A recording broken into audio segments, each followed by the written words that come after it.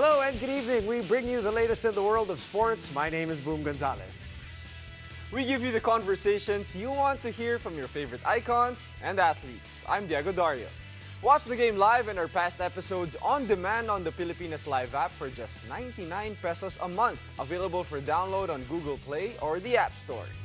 Okay, buckle up, sports fans, and let's get in the game.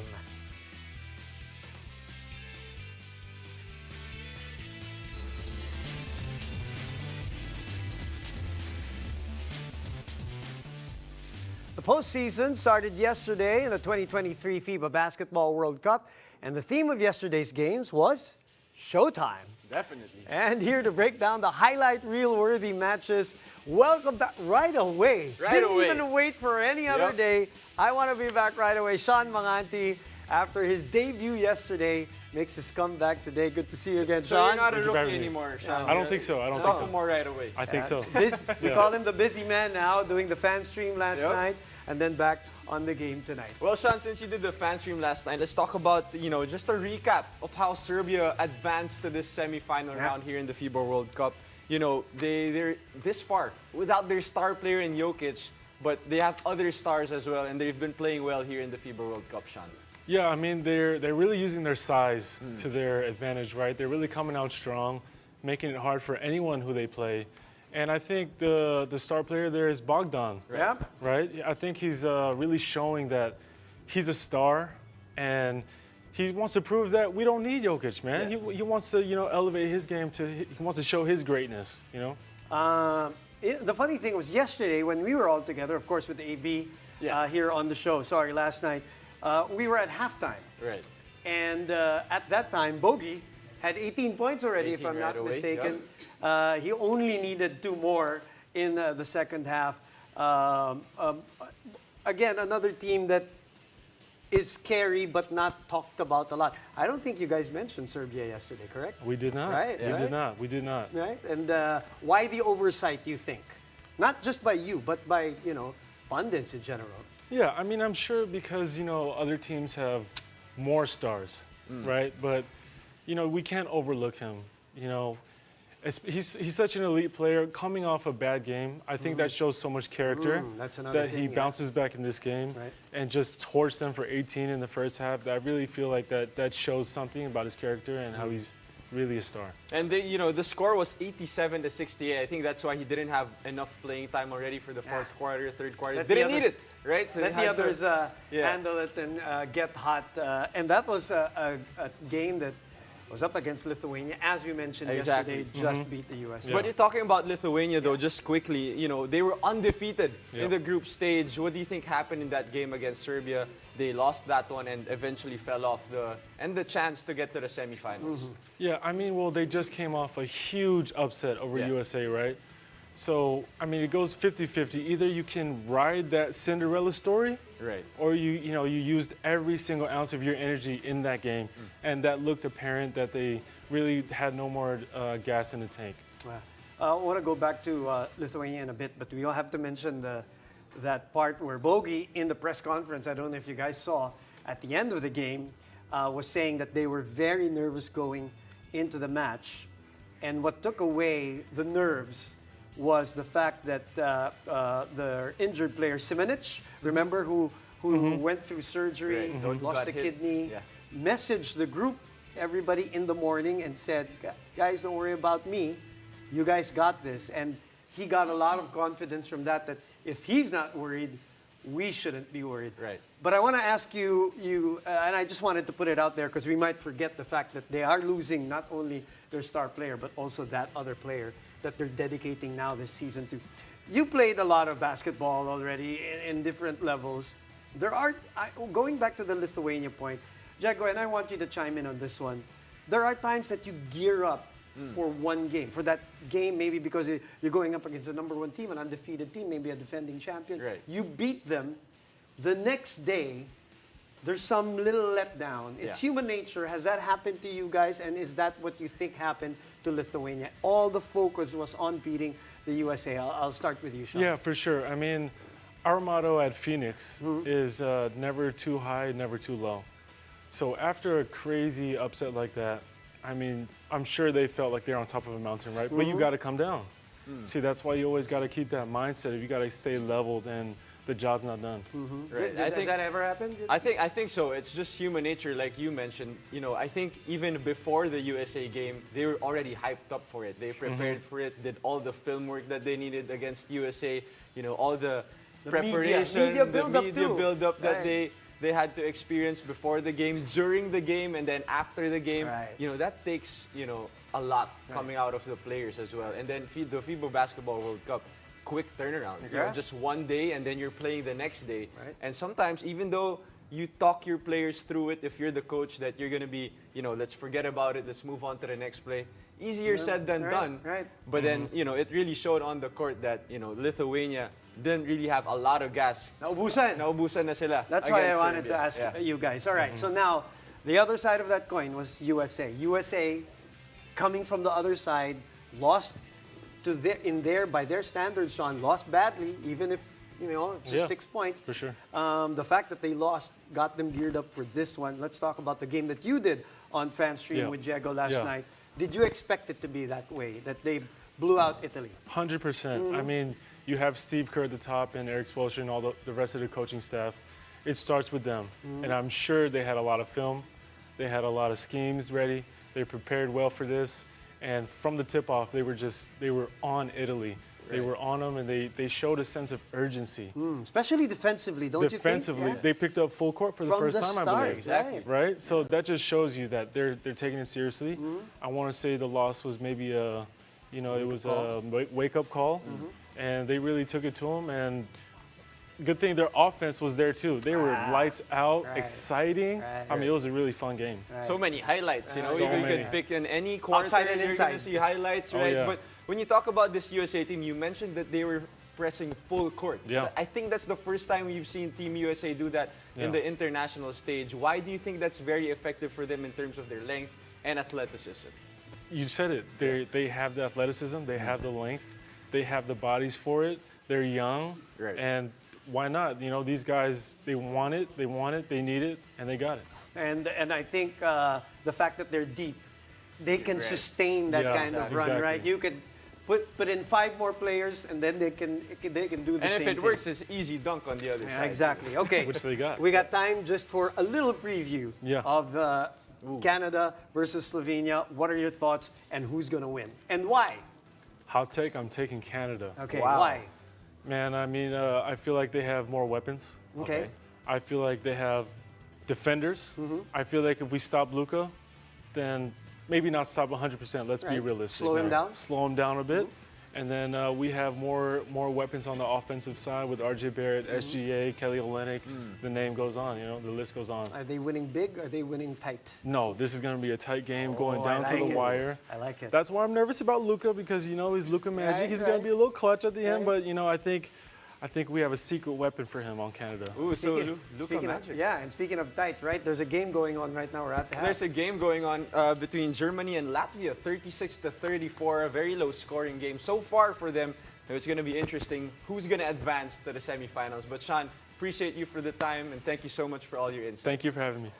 And after the break, we bring you an exclusive interview with the Golden State Warriors' Kevon Looney. Stay tuned. You're watching The Game.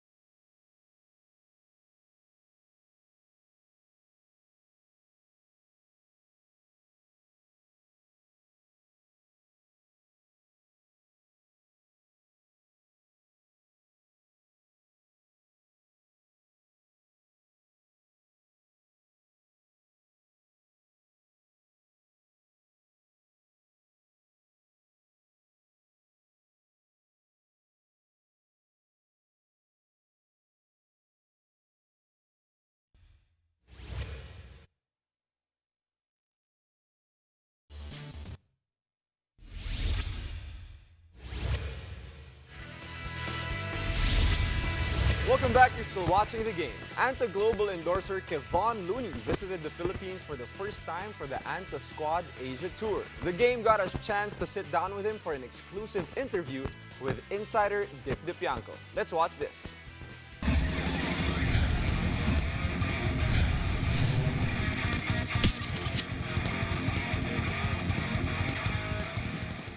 Welcome to the game. My name is Dip Dipianco here with three-time NBA champion Kevon Looney. Kevon, thank you so much for joining us and welcome to Manila. Thanks for having me. Right. We wanted to ask you first, it's your first time here, right, in the Philippines. How has it been and what are you looking forward to in the rest of your stay here in the Philippines? It's been great so far.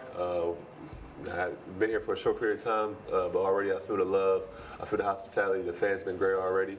I'm just looking forward to actually going to this Shock the Game final and watching some of the young guys play, and also just do some sightseeing. I heard so many great things about the city, and I want to try the different foods and see the different cultures. I get a taste of it in the Bay, but to be here and see it up close is it's going to be a great experience. You're going to see a lot of young players later on playing basketball. You yourself started out in high school. You said in the press conference that that's when you started getting good at basketball. Can you tell us, can you walk us through that journey when you started feeling like, okay, I think I'm good at the sport? I've been playing in leagues and playing since I was like first grade, kindergarten. So I've been playing basketball a long time, and around high school I started realizing like, man, I got a chance to be really good and be, maybe playing the NBA. And around my junior year, I'm like, man, I can make it. And I really kind of changed my mindset, and it all worked out for me. So I'm excited to see the guys playing today. I know they're around the same age, and I hope I can share some advice with them and see what their talent. People who have followed your journey since high school know that you had a different playing style back then. You'd shoot a lot from the outside. But how was it like transitioning to really become a big man who rebounds a lot for the Warriors? It's been a different transition. Like I said, coming out of high school and going to college, I had a different play style, but I always was a good rebounder. That's something that I always felt I was elite at. That's something my dad always harped on me and yelled at me about, was boxing out and different things like that.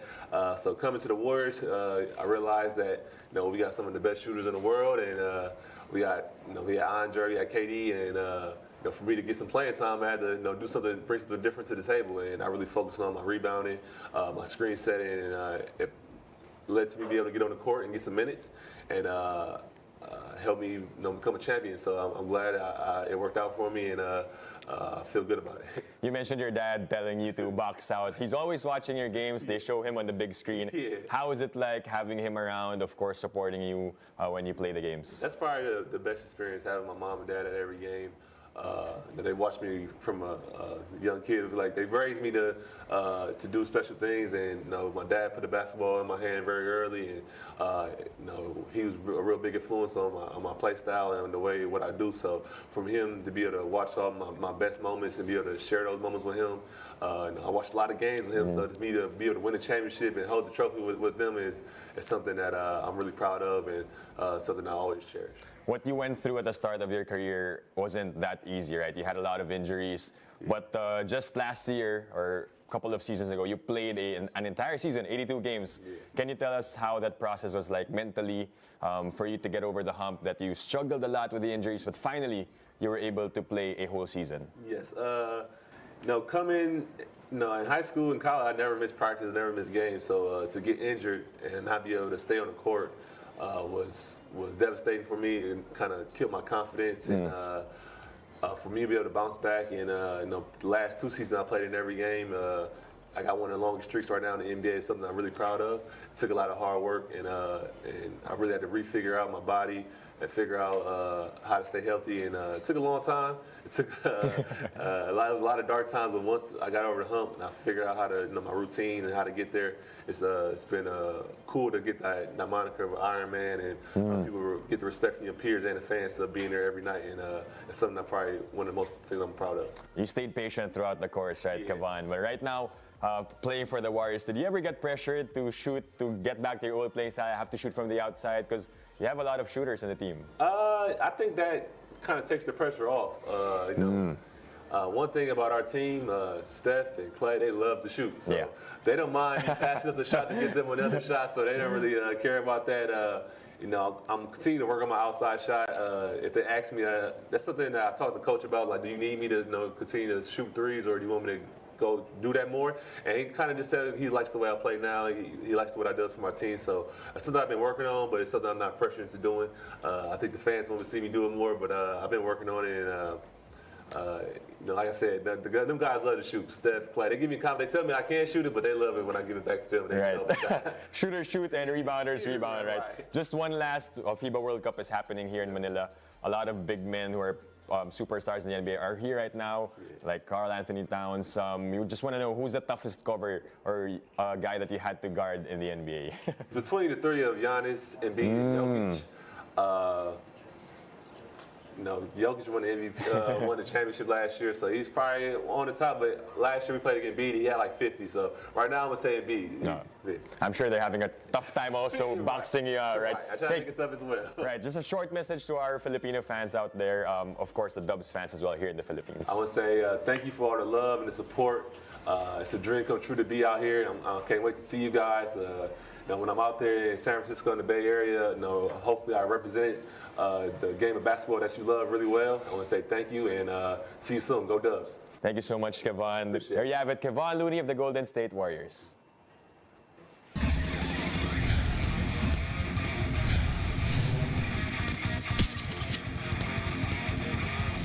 That's our very own Dip Dipianco with champion, NBA champion, Three-time Kevon champ. Looney.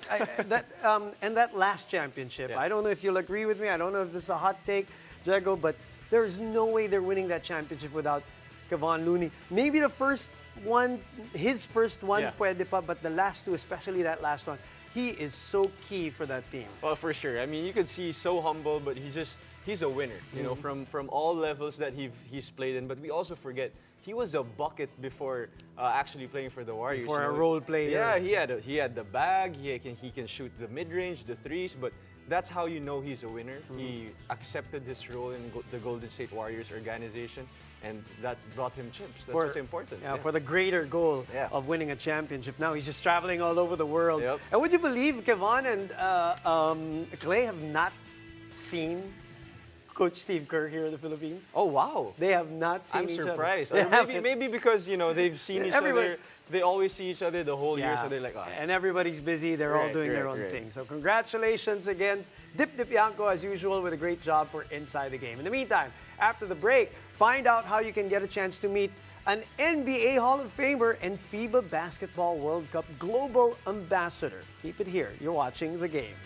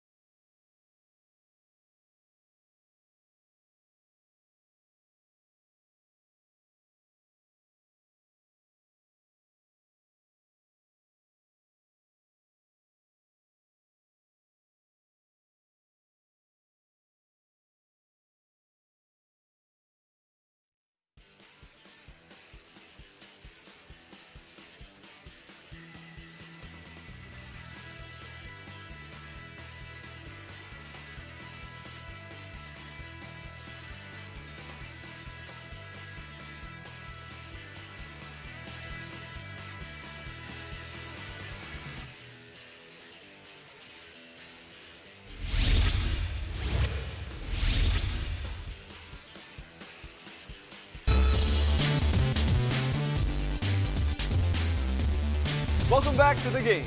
As the FIBA Basketball World Cup 2023 gets closer to the finals, the biggest stars from all over the world are coming to Manila. Two-time NBA champion and FIBA Basketball World Cup Global Ambassador Pau Gasol will be at the SM Mall of Asia Music Hall Fan Zone tomorrow at 5 p.m. Don't miss this rare opportunity to get up close and personal with the basketball legend himself. And speaking of the World Cup, and speaking of legends, our very own Paulo Del Rosario is at the Mall of Asia Arena right now, getting ready for the big matchup between Canada and Slovenia. Pau, good afternoon. Do we have Pau right now, Pau? Luka fans, you don't have to wait too long because Slovenia and Canada are going to tip off in just a bit. That's right, Luka Doncic's Luka Mania has made it to Manila. It is the first time teams from both Indonesia and Japan are going to play here in the Philippines in the FIBA Basketball World Cup, and boy, what matchups we have ahead of us. Canada versus Slovenia, though, is the main highlight tonight, mainly because of the star names involved. You take a look at Luka Doncic, he's already expected to draw a bumper crowd, but on the other end, you have to take a look at Shai Gilgeous-Alexander and Dillon Brooks as well. But let's focus first on that matchup between Luka Doncic and Shai Gilgeous-Alexander. Well, the two of them have had a lot of great meetings in the NBA this season, and it's expected to extend here on the FIBA stage. Now, of course, when you take a look at Canada, you also have to look at Dillon Brooks and what he's done against Spain in the last round. He was very important in their victory to eliminate the world champions, and now they are on course to make it to the finals here in Manila. You take a look at what Canada has done. They have qualified for the Olympics, but they are not satisfied in just that. They want to go all the way here in Manila, so let's see if they can do that. And the first step, the first hurdle, is Slovenia. Now, on the other end, Slovenia do have a lot of scorers to consider here, apart from Luka Doncic. Now, when you take a look at Slovenia, they actually have double-digit scorers consistently, apart from Luka, despite Luka already taking a big bunch of the scoring for their team in this World Cup. Now, the question now is, which one will step up alongside Luka to take on a Canadian team that undoubtedly looks more stacked on paper? So who gets it and who gets through here in Manila? We'll find out in just a bit. Reporting for the Mall of Asia Arena, I'm Paulo Del Rosario. Thank you very much, Pau. Now, on that note, let's check out the schedules of the upcoming games in the FIBA Basketball World Cup 2023. Luka Doncic and Slovenia will look to advance to the next round against powerhouse Canada, led by Shai Gilgeous-Alexander, later at 8:40 p.m. As for the classification matches tomorrow, Italy will face the losing team between Germany and Latvia. That will happen at 4:45 p.m., while Lithuania awaits the losing team between Canada and Slovenia.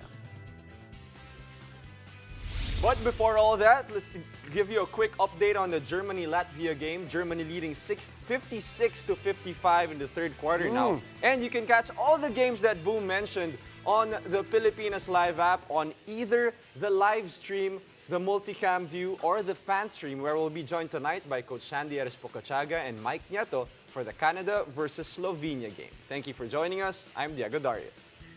In the meantime, you can catch us weeknights here on One News and on the Pilipinas Live app, where you can watch us live and our past episodes on demand for just 99 pesos a month, available for download on Google Play or the App Store. I'm Boom Gonzalez, and this has been The Game.